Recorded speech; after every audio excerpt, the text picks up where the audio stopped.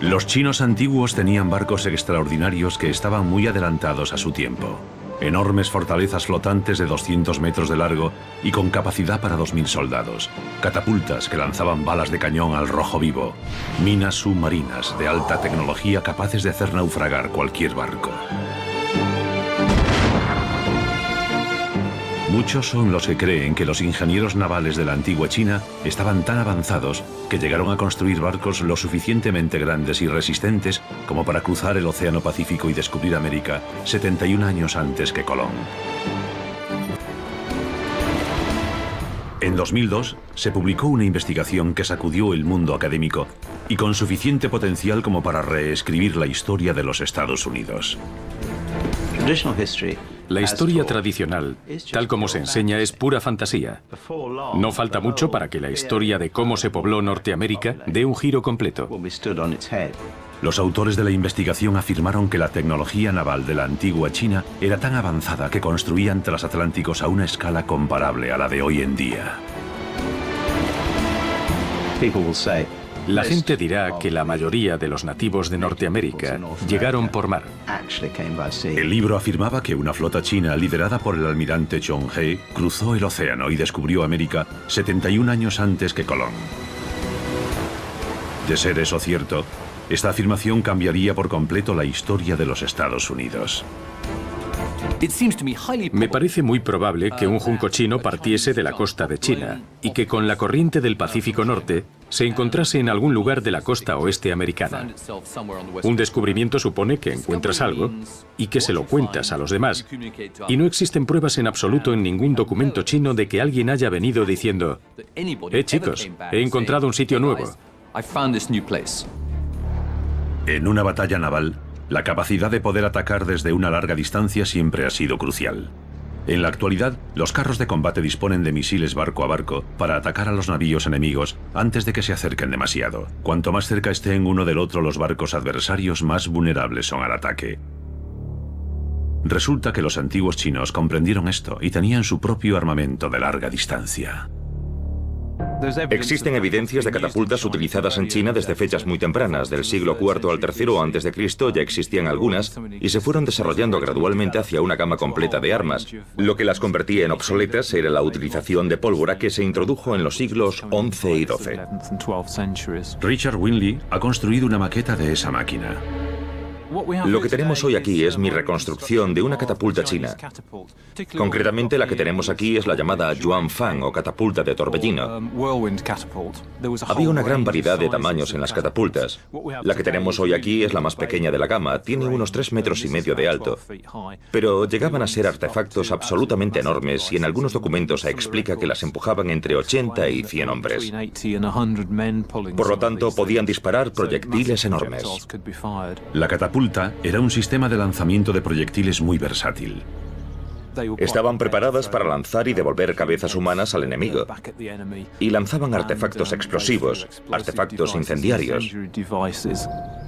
La eficacia de esta catapulta reside en su diseño ligero.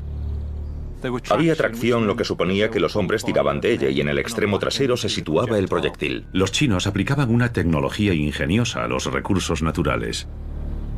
Los brazos de estos artefactos estaban hechos de bambú y se utilizaban varias cañas de bambú, lo que les proporcionaba cierta flexibilidad. La catapulta era muy eficaz en relación potencia-peso. Era lo suficientemente ligera como para desplegarla a bordo del barco. Con ella se podían disparar cargas a los barcos enemigos, destruyendo madera, cabos y velas. Intentaremos disparar a un objetivo que está amarrado en el lago. Está pensado para que represente una parte de una bodega de madera. Vamos a cargar la catapulta con balas de hierro, analizaremos la distancia y esperemos conseguir cierta precisión. Los chinos dejaron de utilizar las catapultas en la era moderna. Richard y su equipo van a disparar por primera vez con esta maqueta. Muy bien, ¿podéis desatarla? Van a efectuar los mismos movimientos que realizaban los marinos chinos hace 1500 años.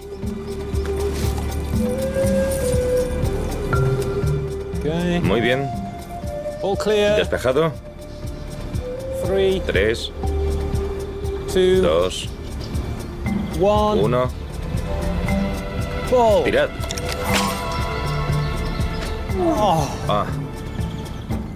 Ha sido fantástico. Hemos fallado. Creo que solo hemos tocado el extremo delantero del objetivo. Pero si los chicos pueden tirar un poco más fuerte, deberíamos acertar. Vamos a intentarlo otra vez y a ver cómo nos va. Muy bien. Todo despejado. 3, 2, 1. Tirad.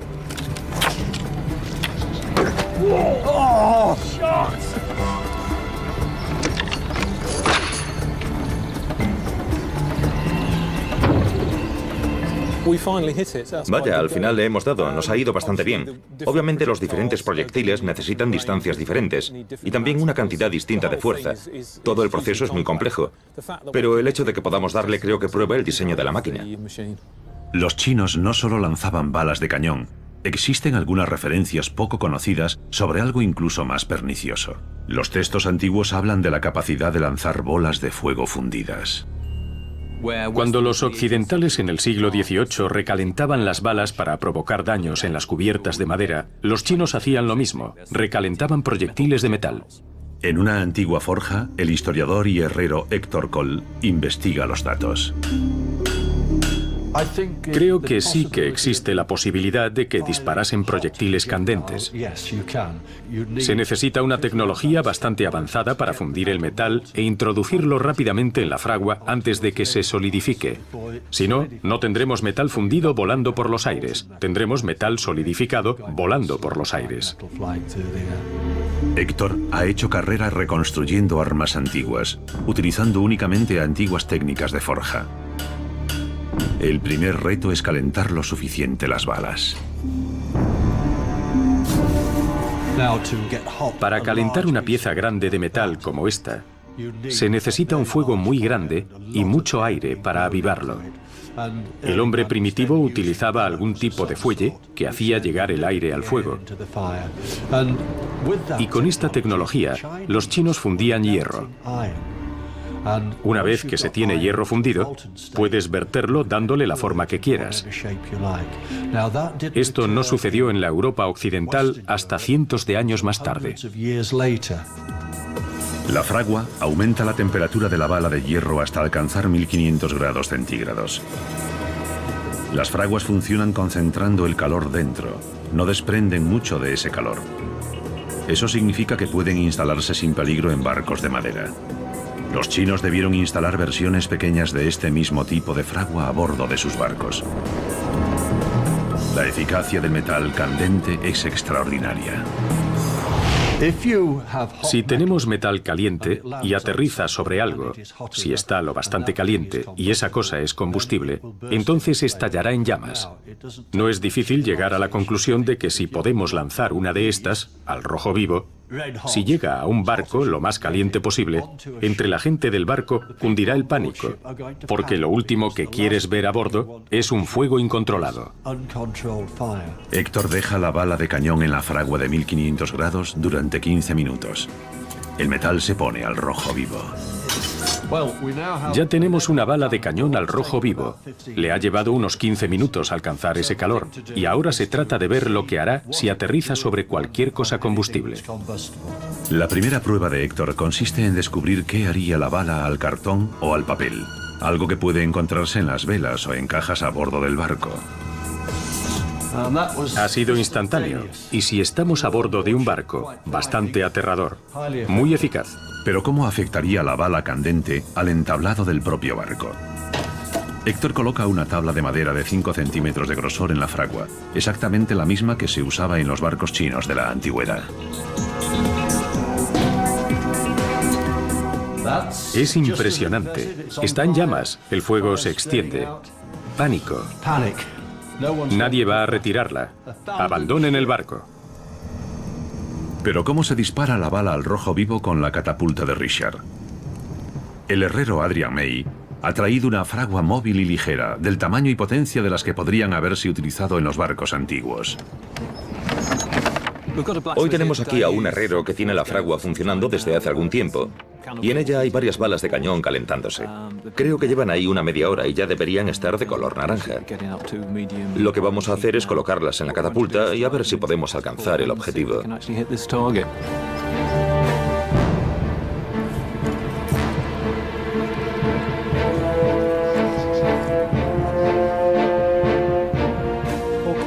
despejado. 3, 2, 1. Tirad. La bala sigue caliente mientras vuela por los aires. La única parte del proceso que los antiguos marinos debían perfeccionar era su puntería. Pero algunos barcos eran demasiado grandes para poder destruirlos. Los chinos construyeron algunos de los barcos más grandes y de aspecto más extraño de todo el mundo antiguo. China es una nación gigantesca. Tiene una extensión de 9.600.000 kilómetros cuadrados.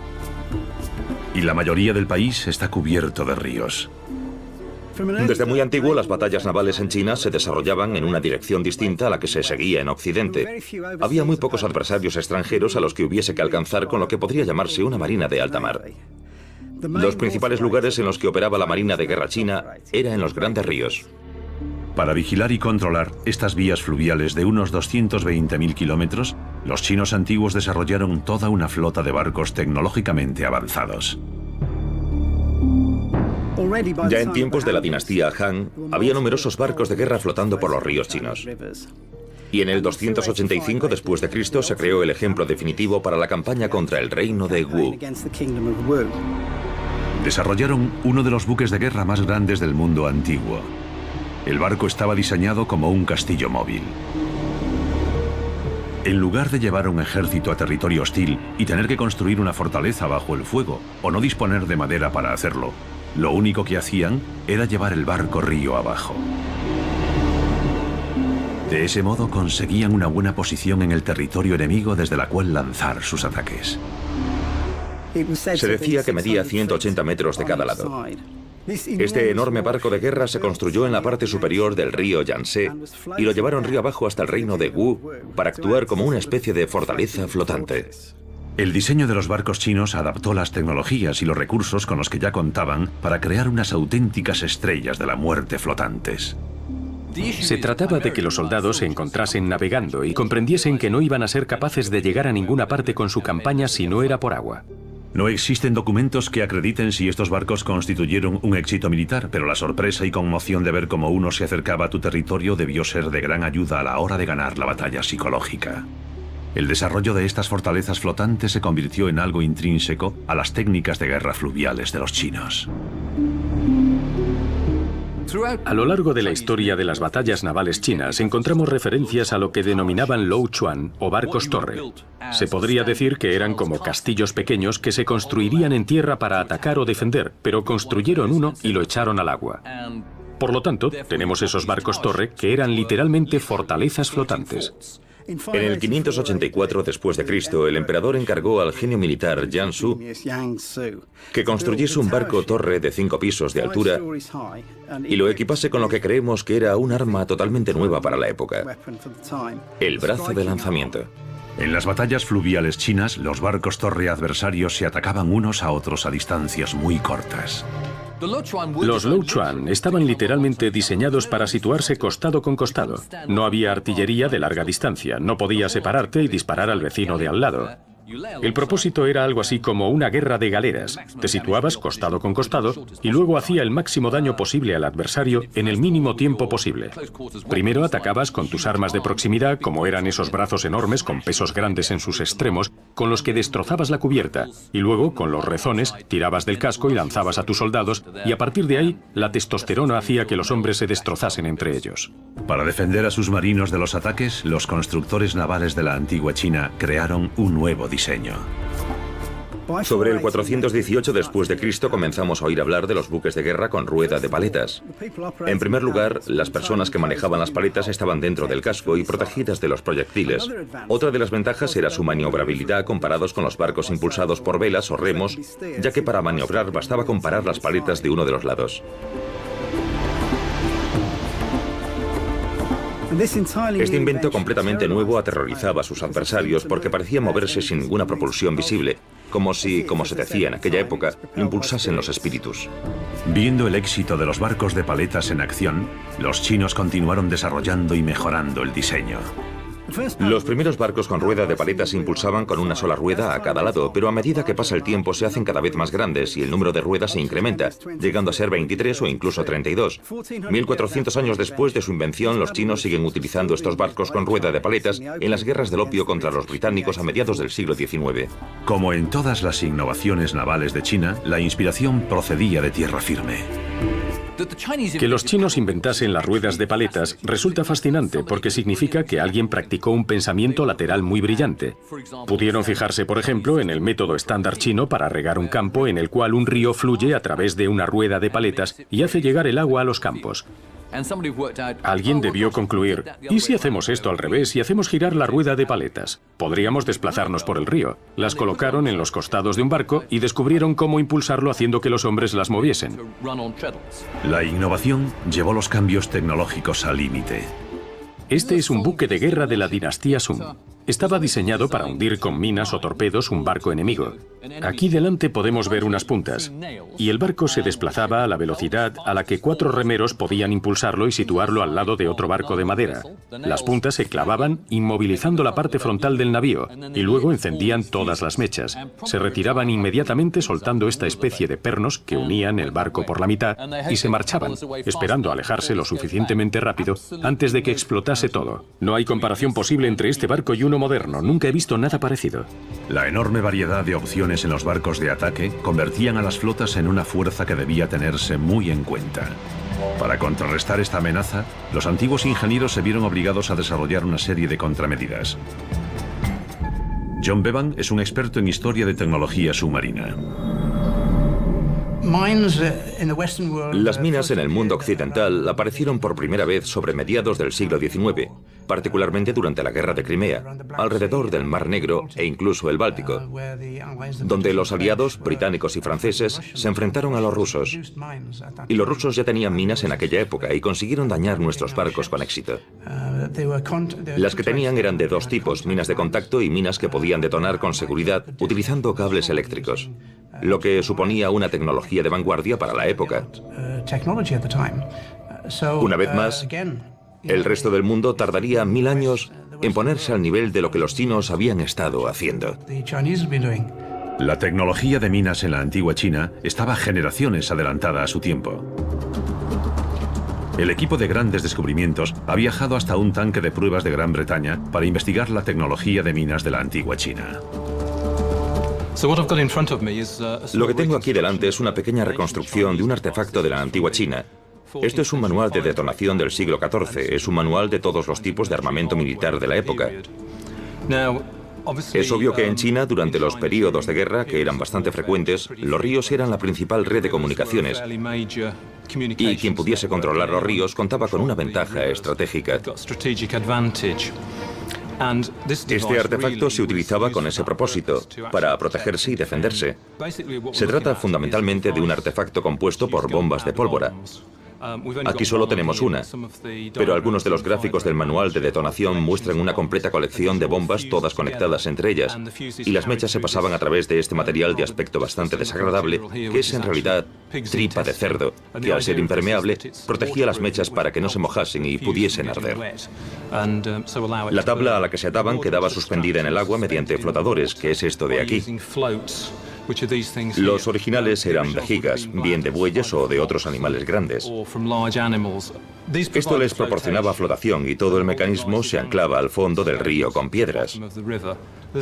Había varias maneras de encenderlas. Una de las descritas es este artefacto, que no es más que un recipiente flotante, del que sobresale una varilla de madera. Es una barra de incienso que está atada a la mecha. La barra de incienso se irá consumiendo lentamente, y cuando llega al final hay un trocito de algodón pólvora que enciende la mecha. El tiempo transcurrido desde la ignición a la explosión podía variar según la longitud de la mecha, desde un par de segundos a varios minutos. La mecha va ardiendo a través de la tripa impermeable hasta alcanzar la bomba, que evidentemente explotará bajo el agua. Lo que esperamos hacer ahora es colocar este mecanismo en el tanque. Hemos colocado una pequeña carga, ya que es obvio que no podemos utilizar una gran cantidad por motivos de seguridad, y esperamos poder encender la mecha y comprobar si explota. El primer reto consiste en conseguir un equilibrio entre los artefactos flotantes y el anclaje para que las minas queden suspendidas a la profundidad correcta. Pero la parte más importante de la prueba es comprobar si los submarinistas pueden colocar y cebar la mina bajo el agua sin que se mojen las partes clave. En las épocas anteriores a la electricidad, las mechas a base de pólvora debían mantenerse completamente secas.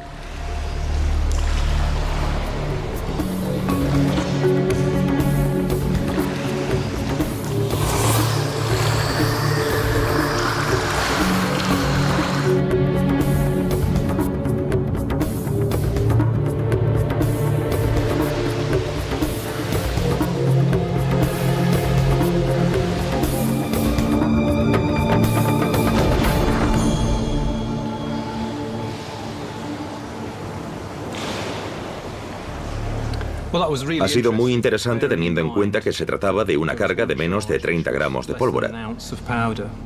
Los artefactos chinos debían llevar al menos de 90 a 150 gramos de pólvora.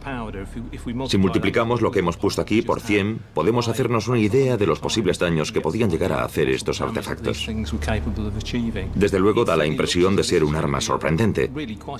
Si alguien intenta navegar por un río y una o dos de estas cosas explotan, no se sabrá cuántas más puede haber, lo extendidas que están, a dónde pueden llegar. Como fuerza disuasoria es un artefacto extraordinario. Estoy absolutamente impresionado, ya que tuvieron que pasar 1000 años para llegar al nivel de los chinos. Las minas de la antigua China suponían una avanzada tecnología muy adelantada a su tiempo. Como en toda innovación militar, no se trataba de inventos por diversión, sino de un desarrollo necesario para llegar a una amenaza definitiva. Y esta amenaza llegó de la mano de los constructores navales chinos. Los astilleros chinos iban siglos por delante del resto del mundo. Construyeron barcos cuyo diseño y tecnología siguen utilizándose hoy en día. Este es el diseño de barcos más duradero del mundo, y los chinos construyeron millones de ellos. Este barco se llama Junco. El modelo de barco más duradero de la historia es el Junco chino.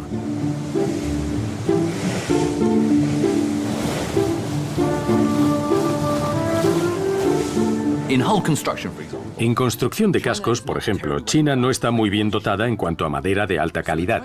Así que a los chinos se les ocurrió una solución muy simple. En lugar de utilizar miles de árboles para construir un casco, idearon un sistema de división interna para crear la forma de un casco usando la mínima madera posible. Se construye así un casco extremadamente ligero y extremadamente fuerte utilizando muy pocos árboles. Es brillante. Era una embarcación de fondo plano. El casco plano proporcionaba muchas ventajas. Al maniobrar en estuarios y ríos, el Junco debía ser capaz de maniobrar alrededor del puerto y también de ir río arriba. Los Juncos tenían que atravesar rápidos y también ser muy fuertes para aguantar los golpes contra las rocas por las que pasaban. El casco plano también mejoró el funcionamiento del timón. Debido a la forma de los barcos chinos, con los extremos delanteros y traseros planos, podían utilizar un remo de dirección situado en mitad de la parte trasera. El agua fluía limpiamente en la pala del timón y podías mantener el rumbo. Si tenemos el fondo de un casco así y bajamos un remo, este se sitúa por debajo del fondo del casco, en aguas limpias. Eso fue lo que hicieron los chinos. Bajaron gradualmente el remo hasta situarlo por debajo del fondo del casco y así poder gobernar extraordinariamente bien.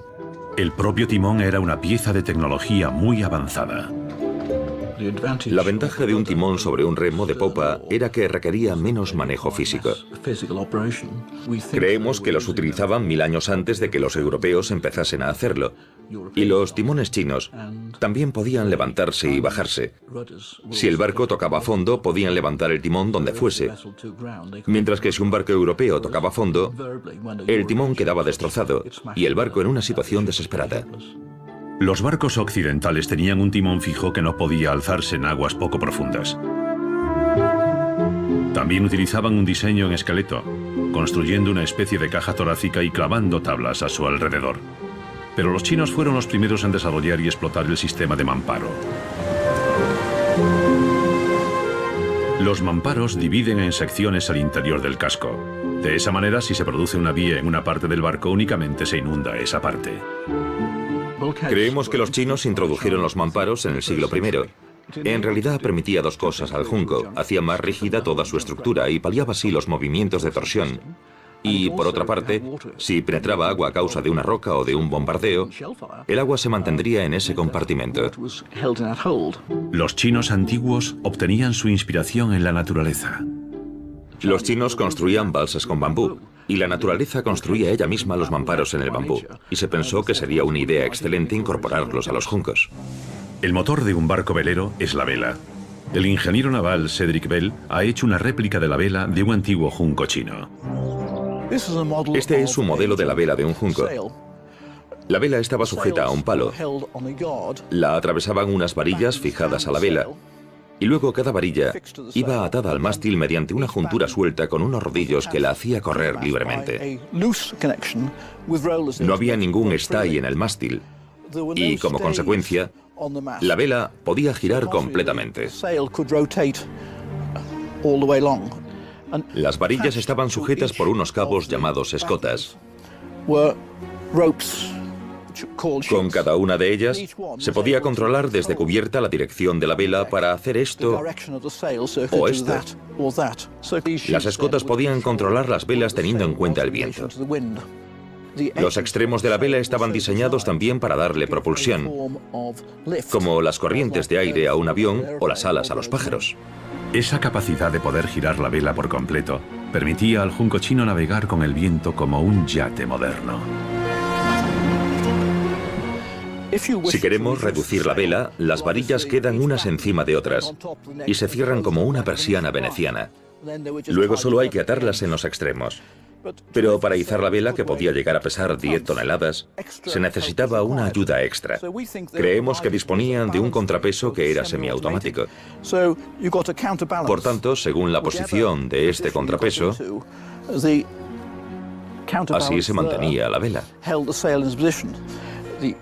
El único problema es que si tenemos un mástil de 27 metros y un casco de 9 metros, hay que tener un conjunto de contrapesos para que la proporción se mantenga, para que la bola baje 1 metro y la vela suba 3. El contrapeso debe llevar unas guías para que no ande dando vueltas, y cuando el barco está navegando, el peso debe estar quieto lo más bajo posible. Para izar la vela se requería un mínimo esfuerzo en el cabestrante. Por supuesto, cuando la vela estaba mojada, se necesitaba un poco más de esfuerzo. Pero en cambio, cuando la vela estaba recogida del todo, se necesitaba menos trabajo.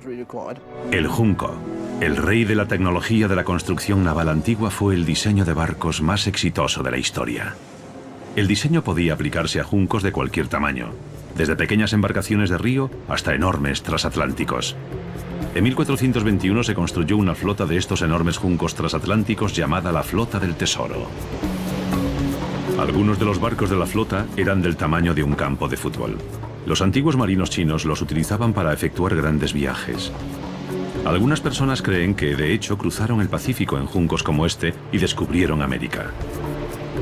La teoría resulta todavía más sorprendente porque algunos creen que los antiguos chinos realizaron su viaje del descubrimiento 71 años antes que Colón. En 2002, este hombre, Gavin Menzies, desarrolló una teoría que se convirtió en un libro éxito de ventas. El libro y la teoría se llamaban 1421. Las ideas propuestas en el libro causaron controversia en todo el mundo. Cualquier investigador que quisiese dejar claro lo que se trata en 1421 tendría que haber encontrado un casco de construcción inequívocamente china. Gavin afirma haber descifrado antiguos textos y mapas chinos y haber descubierto pruebas en China y en todo el mundo que demuestran que los chinos antiguos fueron los primeros en descubrir América. 71 años antes de que Colón realizase su histórico viaje. Los chinos tenían una historia muy larga de viajes por mar que hasta hace poco no habíamos descubierto. Y puedo decir que el ADN de los pueblos indígenas de Norteamérica no se refleja en absoluto en la teoría del estrecho de Bering sobre cómo se pobló América. Gavin cree que el 8 de marzo de 1421, una armada enorme conocida como la Flota del Tesoro partió de China bajo las órdenes del almirante Chong He. Su misión era la de explorar el mundo entero y volver con tesoros tanto en forma de oro y joyas como de conocimientos para el emperador.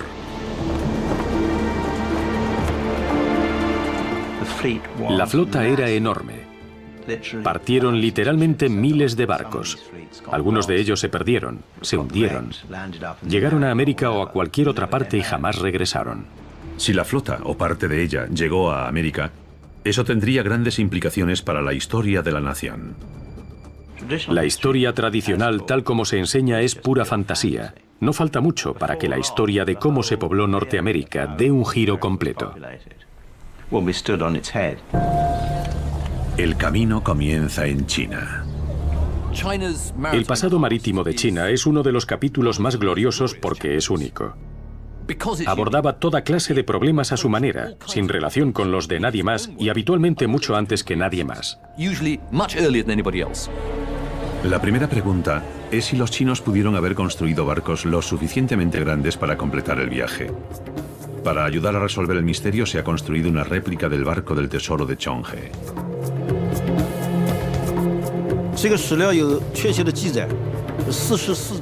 Los expertos tienen diferentes puntos de vista.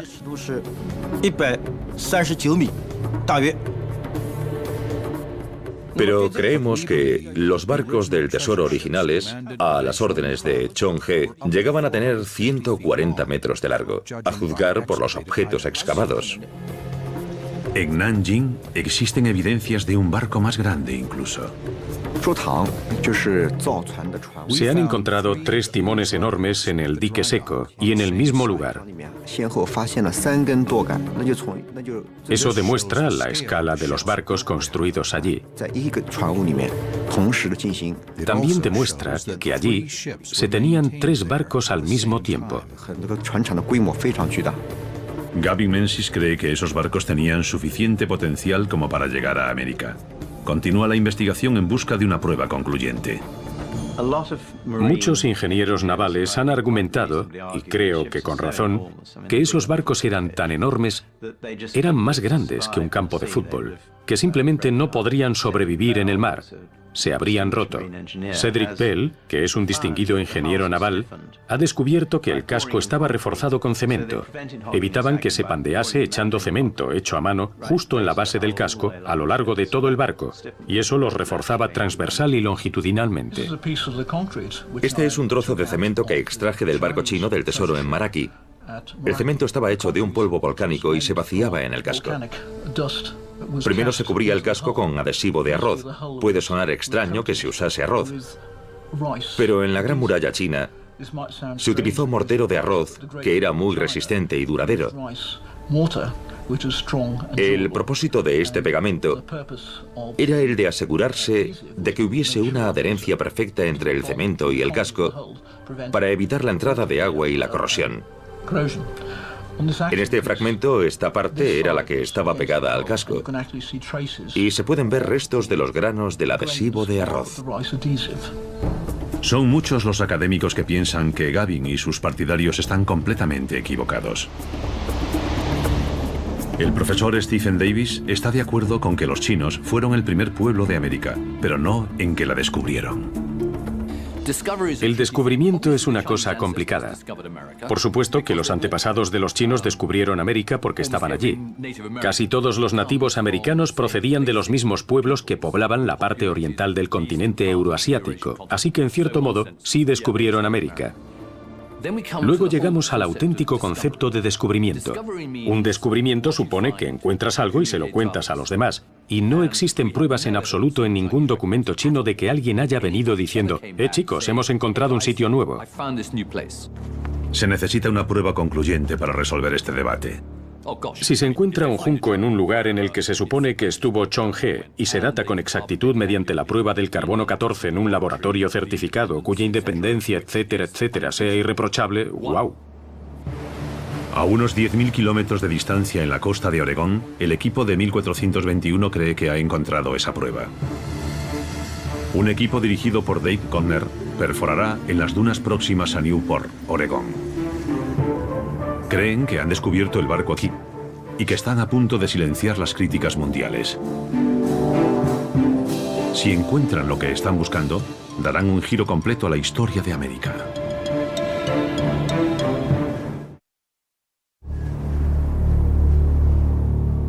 En la costa norte de Oregón, Dave Conner cree haber descubierto pruebas de que los chinos antiguos descubrieron América varias décadas antes de que Colón realizase su famoso viaje.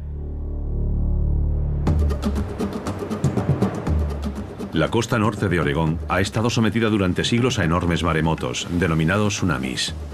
En 1421, un gran maremoto azotó estas playas. Los astrónomos nos dicen que hace mucho tiempo un meteorito gigante chocó contra la Tierra justo al sur de Nueva Zelanda y abrió un agujero de 25 kilómetros en el suelo oceánico. Y eso provocó un tsunami con olas de 200 metros. Imagínenselo. Cuando llegó aquí dicen que eran 12 metros y que se desplazaba a 560 kilómetros por hora. Algunos de los barcos que he encontrado aquí están a 45 metros sobre el nivel del mar, así que imagínense la fuerza necesaria para empujarlos hasta ahí arriba. Dave utiliza una técnica conocida como rabdomancia para buscar gas, petróleo, oro, plata y tesoros. Su índice de aciertos es impecable. Ha descubierto minas que han producido millones de dólares en oro y plata a lo largo de todo el suroeste de los Estados Unidos. Pero ahora cree que ha encontrado el mayor de los premios: los auténticos juncos chinos que trajeron a América los primeros americanos no nativos. Los chinos. 71 años antes que Colón. Dave está delimitando el barco enterrado utilizando su técnica de Zaori. Hay 4 piezas del fondo del barco de 60 por 60. Siente las vibraciones de las varillas en sus manos. Tu subconsciente habla con tu parte consciente, y esa es la manera que utiliza para transmitir los mensajes. A medida que voy caminando con mi subconsciente, si las cosas dan un giro, las varillas giran. Veamos, el nivel del agua está a 1,80 m por debajo de la arena. Excavaremos hasta el nivel del agua e introduciremos una bomba que utilizaremos para que nos ayude a descender hasta que encontremos madera. Llama a su equipo de construcción y perforación. ¿Crees que necesitaremos ayuda? Puede ser.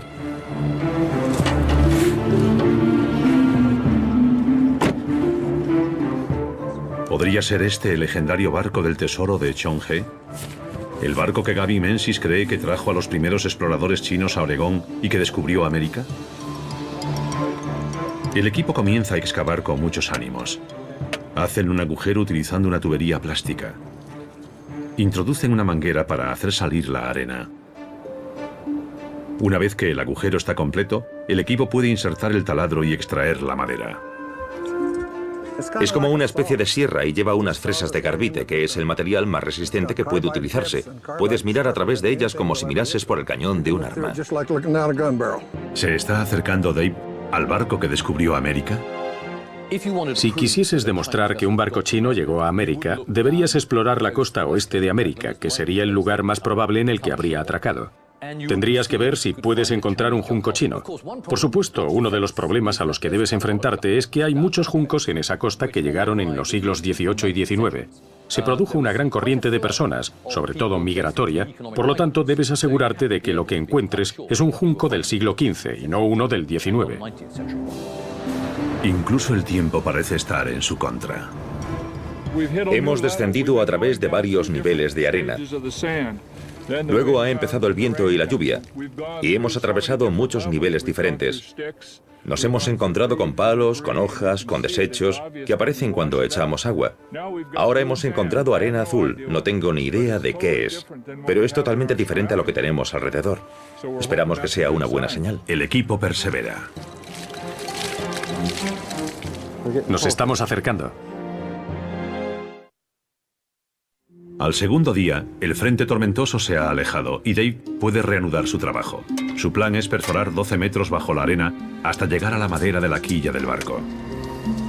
Extraerá un testigo de perforación. Si tiene éxito, la muestra se enviará al laboratorio para su datación. Estamos llegando a punto de llamar a la misma puerta. Debemos estar a unos 15 centímetros. Dave cree que si se comprueba que esa prueba procede de 1421, eso demostrará que los chinos descubrieron América. Sucedió 71 años antes de Colón. Y eso cambiará muchas opiniones. Hay excitación en el campamento. El paisaje aquí tiene cierto aire de misterio antiguo. ¿Dave resolverá por fin los enigmas que han estado ocultos bajo la arena durante siglos? ¿O será el profesor Stephen Davis el que tenga razón? Todo el sistema de circulación oceánica en el siglo XV tenía que ser muy diferente del que observamos hoy en día. En realidad debían maniobrar hacia atrás, y no creo que lo hiciesen. Mis sospechas son que si se construyeron esos barcos chinos enormes, serían una gran plataforma ostentosa a la que se subió el emperador en 1405, mientras Chong-he le decía adiós a su séquito, y allí se quedaron sin moverse.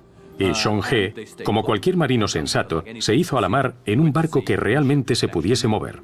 Después de 12 metros y 6 horas, por fin dan con algo. Hemos encontrado madera en el agujero. Mira esto. Fragmentos de la quilla.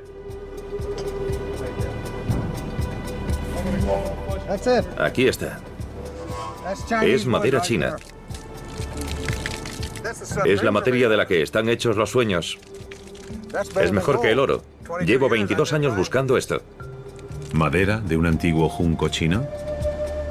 Desgraciadamente, los fragmentos de madera son demasiado pequeños para que la datación pueda realizarse con exactitud. El laboratorio necesitará unos 50 gramos. Dave cree entender por qué su muestra es tan pequeña. Estoy casi seguro de que hemos perforado en una sección de 60 centímetros. Es como una parte de la quilla. Hay que descender 60 centímetros en un trozo sólido de madera.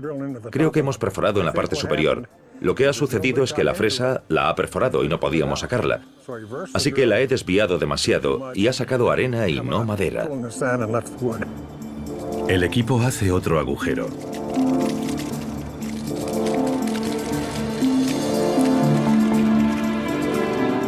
Después de otras 6 horas, el equipo está desconcertado. Para nosotros el misterio es ¿por qué no? Si estamos a la profundidad adecuada y no estamos seguros de si el ancho es el correcto. 3 de nosotros hemos localizado el sitio y todos hemos concluido el mismo ancho y aproximadamente la misma profundidad. Pero no sabemos en qué hemos fallado porque hemos llegado a la capa freática y estamos a pocos centímetros. No tiene sentido. No tengo ni idea de por qué no hemos extraído una muestra. Normalmente nuestros cálculos son exactos. No lo entiendo. No sé por qué. Lo único que se me ocurre pensar es que las condiciones atmosféricas nos han confundido. Sé que las cosas son diferentes cuando brilla el sol de lo que son cuando no brilla el sol. Las arenas de Oregón no revelan sus secretos a todos los investigadores. El misterio del junco chino continúa enterrado bajo las dunas. Cuando el invierno se acerca a la costa, Dave y su equipo deben recoger, con la promesa de regresar en la próxima estación para perforar y descubrir el barco. Lo conseguiremos, no hay duda alguna, pero no lo haremos hoy. Cuando el equipo se va de este lugar desierto, lo único que queda envolviendo los secretos de los antiguos barcos del tesoro chinos son la arena, la niebla y el misterio. Dentro de 20 años, tendremos una idea completamente diferente sobre quién descubrió el mundo, cómo se descubrió, cómo se poblaron las Américas y de cómo el Renacimiento y nuestra forma de vida moderna está basada en gran medida en el conocimiento intelectual chino. No hay que dejar de mirar, porque la cuestión principal sobre la investigación histórica es que se trata de un sistema de falsificación. Tenemos una hipótesis y entonces intentamos demostrar enérgicamente que es errónea. Lo único que hay que hacer es buscar una simple prueba que demuestre que es errónea y la hipótesis desaparece. Estén del lado que estén los académicos en cuanto a la discusión sobre el 1421, todos coinciden en una cosa. Sabemos que resolvieron todos los problemas sobre cómo mantenerse a flote de una manera única, normalmente mucho antes que todos los demás. Cómo construir el casco, cómo gobernarlo y cómo impulsarlo. Todas las respuestas chinas son fascinantes y únicas, y sabemos muy poco sobre ese tema. Los grandes barcos de la marina china de la antigüedad fueron logros tecnológicos fuera de su tiempo. Desde los sistemas de lanzamiento de proyectiles al rojo vivo hasta el diseño de los cascos, los chinos construyeron los barcos más avanzados de la antigüedad. Si es cierto o no que los utilizaron para descubrir América, sigue siendo un misterio que muchos consideran ridículo, pero que otros siguen intentando demostrar.